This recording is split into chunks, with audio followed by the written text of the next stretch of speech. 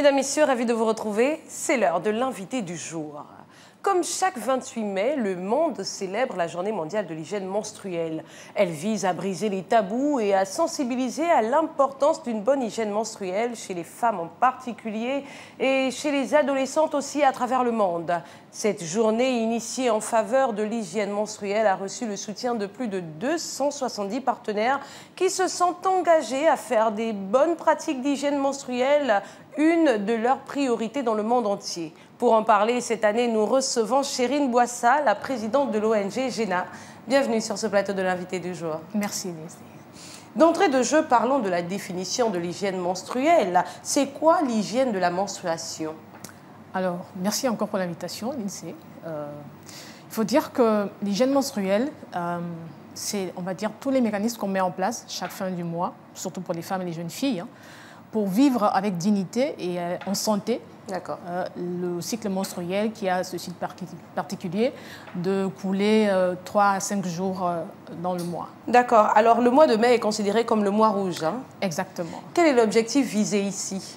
Alors, l'objectif visé de cette célébration, si je peux dire ça ainsi, sinon encore une revendication de droit de la femme, entre guillemets, c'est de sensibiliser, on va dire, les gouvernements quant à la santé publique qui doit être prise en compte, mais aussi permettre aux femmes de vivre avec dignité cette période-là et de se sentir accompagnées par les gouvernements qui sont les nôtres. Pour cette année, le thème est intitulé « Ensemble pour un monde respectueux des règles ». C'est exactement ça. Dites-nous en plus. On a quitté la période où on sensibilisait d'abord la femme, on sensibilisait également son entourage. On voudrait également sensibiliser les gouvernements aujourd'hui, prendre leurs responsabilités, par rapport à la question de l'hygiène menstruelle, qui est une question de santé publique, mais aussi permettre à ces gouvernements-là de rentrer dans ce qu'on appelle l'émergence des idées également. L'impact gouvernemental devrait se sentir dans tous les pays en ce qui concerne l'hygiène menstruelle et surtout qu'on rentre dans l'application des objectifs de développement durable aussi. D'accord. Alors, on va parler de l'ONG GENA. Oui. Depuis 2022, donc depuis la date de la création jusqu'alors, est-ce qu'il y a eu de l'évolution dans la lutte pour l'hygiène menstruelle? Est-ce que vous pouvez faire un bilan aujourd'hui? Oui, on peut faire un bilan dans cette optique que l'hygiène menstruelle, en fait, la gestion de l'hygiène menstruelle n'est pas quelque chose de très connu au Gabon. Oui. Et quand on parle même de précarité menstruelle, c'est encore un peu tabou aussi. Donc, vous avez des personnes qui ne comprennent pas c'est quoi la précarité menstruelle. C'est simplement, pour ne pas dire qu'on prend la chose à bras le corps, on va dire c'est cette incapacité-là qu'ont les femmes et les jeunes filles, chaque fin du mois, de subvenir à leurs besoins de manière financière pour acheter des serviettes hygiéniques ou encore d'autres produits liés à leur cycle menstruel. Mais il n'y a pas que ce côté financier qui fait de la précarité menstruelle. Il y a aussi le côté psychologique de la chose. Il y a le côté physique également qui est pris en compte. Vous voyez? Donc aujourd'hui, l'ONG GENA veut se placer sur la plateforme des droits de la femme pour dire que la menstruation est un droit fondamental et on devrait l'appliquer dans tout ce qu'on fait au quotidien, en fait. En dehors des sensibilisations, on a fait des collectes de serviettes hygiéniques qui ont été distribuées. Très bien. On a eu distribution au niveau de la prison centrale de Libreville. D'accord. C'était vraiment notre coup de maître dans cette période-là, entre 2022 et 2023. C'était vraiment un coup de maître qu'on a pu faire. Et là-bas également, on a pu avoir des avis un peu mitigés par rapport à l'utilisation des serviettes hygiéniques des prisonnières. Et c'est cet engouement-là qui a fait en sorte qu'on a multiplié les sorties. Très bien.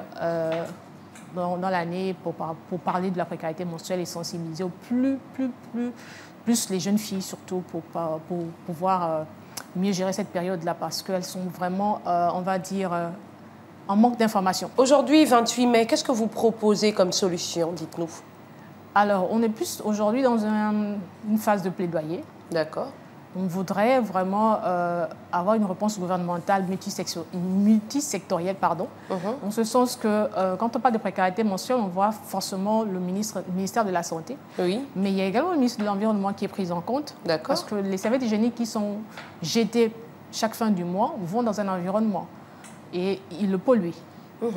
Donc, elles le polluent, Donc, on voudrait que le ministre de l'Environnement, par exemple, lance un programme de gestion de déchets menstruels dans le cadre de la biodiversité, par exemple, parce qu'il faut prendre en compte que la serviette hygiénique prend 500 ans pour se dégrader sur Terre.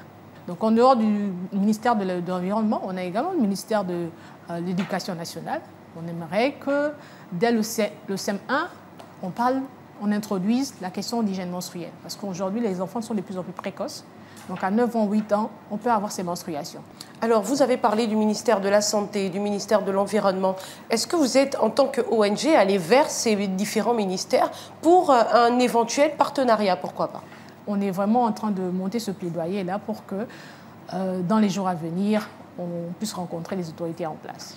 Très bien. Alors, en août dernier, à la Baie des Rois, la fondation Ma Bannière, portée par la première dame Zita Oligingema, avait organisé un atelier dénommé Acti Jeunes. Exactement. Parmi les thématiques abordées figurait l'éducation sexuelle. Alors, vous qui étiez présente à cet événement, comment les jeunes ont-ils perçu la chose? Est-ce qu'ils ont été plutôt réceptifs ou pas? Quand on parlait de précarité menstruelle et gestion d'hygiène, ils étaient tous intéressés à comprendre, mais qu'est-ce que c'est? D'accord, très bien. Et les jeunes filles se sont retrouvées en train de se rendre compte qu'elles utilisaient non seulement la mauvaise protection hygiénique, mais elles utilisaient ça de manière abusive. C'est-à-dire qu'une jeune fille pouvait avoir une serviette hygiénique pendant 8 heures de temps, la porter, et après la changer. Donc on est revenu sur les basiques, comprendre son corps, vraiment l'assumer, et après mettre les mécanismes en place pour que dorénavant, lorsqu'on parle d'hygiène menstruelle, on ne parle pas d'abord directement du cycle menstruel, mais on parle d'abord de la gestion d'hygiène corporelle également. Donc toutes ces informations-là ont été distillées. On a la chance d'ailleurs dans l'ONG d'avoir des hommes, et c'est un homme qui a pris la parole pour pouvoir exprimer ça.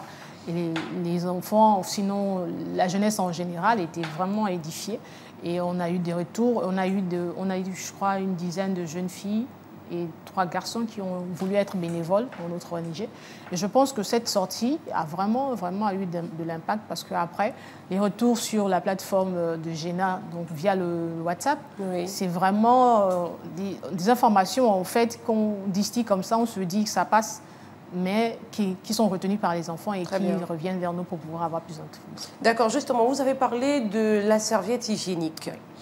Le corps de la femme est différent. Il varie d'une femme à une autre. Exactement. Alors, quelle est la serviette hygiénique adéquate? Selon vous, bien sûr. La serviette hygiénique adéquate, c'est celle qui est biodégradable. C'est-à-dire qu'après utilisation, vous pouvez la mettre dans de l'eau, elle se dilue, ou encore vous pouvez la jeter, mais elle va prendre moins de temps, comme je disais tantôt, moins de 500 ans pour se dégrader sur Terre. C'est la meilleure serviette hygiénique. On a remarqué que dans les différentes enquêtes qu'on a menées, les serviettes hygiéniques qu'on utilise aujourd'hui, au Gabon en particulier, sont remplies de toxicité. D'accord. Et c'est ça qui fait en sorte qu'il y a parfois des démangeaisons, ou encore des infections, ou encore un risque de cancer de l'utérus. Vous voyez? Donc, on se dit, à cet instant-là, il faut que la personne qui rentre dans un magasin et qui veut s'acheter une serviette hygiénique sache comment est composée cette serviette hygiénique. On avait fait l'exercice à la Baie des Rois avec les jeunes, de prendre une serviette hygiénique et nous dire de quoi elle est composée, par exemple. Ils ont trouvé la réponse? Ils n'ont pas trouvé la réponse. Je me disais bien. Il y a une qui a répondu, moi je rentre, je prends, parce que ma grande soeur utilise la même chose, donc je prends. Vous voyez? Donc c'est un manque d'information qu'on a pu essayer d'élaguer à cet instant-là. Donc, si vous avez la bonne information, vous connaissez votre corps au départ, vous avez la bonne information, parce que le flux abondant, le flux restreint, c'est 2 choses différentes. On disait tout à l'heure que les femmes sont différentes. Donc une femme qui a un flux moindre, par exemple, ne peut pas avoir une serviette hygiénique pour flux abondant. Donc il faut vraiment faire la différence. Et il y a également la possibilité de voir que vous avez des serviettes hygiéniques de nuit, de jour. Ça encore, c'est une autre différence que les jeunes filles ne font pas forcément. Alors une question nous vient, pourquoi vous? Pourquoi Chérine Boissa s'est levée un matin et s'est dit « Je vais monter cette ONG et emmener les femmes à sensibiliser d'autres femmes ». Alors, j'ai la grâce d'être une femme, Dieu merci. Et j'ai vécu mes menstruations très tôt. Et je n'ai pas forcément eu les bonnes informations au départ. D'accord. Je les ai eues plus tard, mais ça m'a marqué quand même. Donc, en observant également le quotidien d'autres femmes, j'ai remarqué qu'il y a certaines qui n'avaient pas forcément les moyens de s'acheter les bonnes serviettes hygiéniques. Il y en a qui utilisent on va dire des serviettes à bain découpées. Il y en a qui utilisent des t-shirts. Il y en a qui peuvent utiliser du papier hygiénique. C'est vraiment dans cet environnement-là néfaste que j'ai pu observer d'autres femmes. En dehors de ça, je suis un leader né et je promeus les droits de l'homme. Très bien. Et je me dis, en tant que femme, on parle plus d'autonomie de la femme que du corps de la femme, de son esprit et de son âme, qui devrait faire un pour que cette autonomisation soit vraiment actée. Vous voyez? Oui. Donc, pour lutter contre les cancers féminins, il faut prévoir. D'abord, il faut sensibiliser en amont. On va parler d'Octobre Rose, mais avant Octobre Rose, il y a la connaissance de soi. Donc, c'est vraiment ce manque d'informations-là que j'ai pu observer autour de moi, qui m'a poussé à créer l'ONG GENA.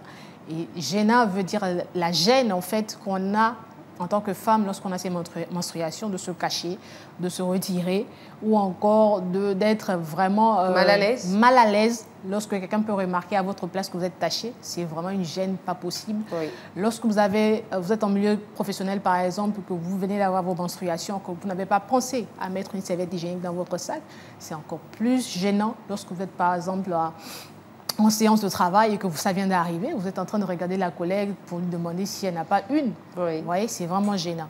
Alors qu'on veut que dans tous les endroits où les femmes passent et repassent, qu'il y ait cette possibilité d'avoir des serviettes hygiéniques de dépannage, par exemple. D'accord. Voilà. Et surtout que ce ne soit plus un sujet tabou. Que ce ne soit plus un sujet tabou, un sujet de stigmatisation, mais surtout un droit fondamental qu'on doit respecter, peu importe le milieu dans lequel on se trouve. Très bien. Voilà. Alors, on ne va pas revenir sur votre plaidoyer. Il nous reste quelques minutes. Dites-nous quel est le mot que vous avez à dire aujourd'hui à ceux qui nous regardent, surtout à ces jeunes femmes-là.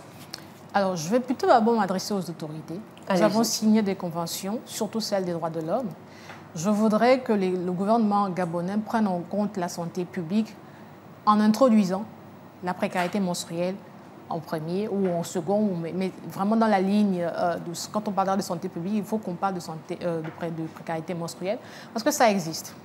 On a beau dire que ouais, il se pourrait qu'il y ait 2 ou 3 femmes, non. Mais si ça commence par 2 ou 3 femmes, après, on tombe dans les milliers de femmes. Pour éviter, vraiment pour prévenir plutôt que de guérir, pensons déjà à recadrer ce pan-là de précarité menstruelle. Maintenant, pour les jeunes filles, pensez plus à vous informer. Vous avez des smartphones. Entre 12 ans et plus, vous avez des smartphones. Pensez à vous informer. Vous avez vos menstruations. Si vous n'avez pas quelqu'un à côté pour demander comment ça se passe, allez-y sur Google, c'est votre meilleur ami. Ou encore sur Facebook, vous allez trouver l'ONG GENA. On sera ravis de vous répondre sur notre plateforme WhatsApp et vous donner toutes les informations nécessaires. Aujourd'hui, le thème d'aujourd'hui, c'est « Ensemble pour un monde respectueux des règles ». Oui. Mais ces règles-là doivent être respectées par des humains. Et c'est nous, ces humains-là, qui devons les respecter parce qu'on les a mis en place ou parce qu'on a signé un traité. Donc, que chacun fasse sa partition et l'ONG GENA serait ravi de nous accompagner. C'était un plaisir de vous avoir sur ce plateau. C'était pour moi également. Et voilà qui est dit, c'est la fin de cette émission. Je rappelle que nous recevions Chérine Boissa, la présidente de l'ONG GENA, avec qui nous parlions des questions autour de la Journée internationale de l'hygiène menstruelle, célébrée chaque 28 mai. Sur ce, on se dit à très vite. Merci à tous de votre fidélité et bonne suite de programme sur Gabon 24.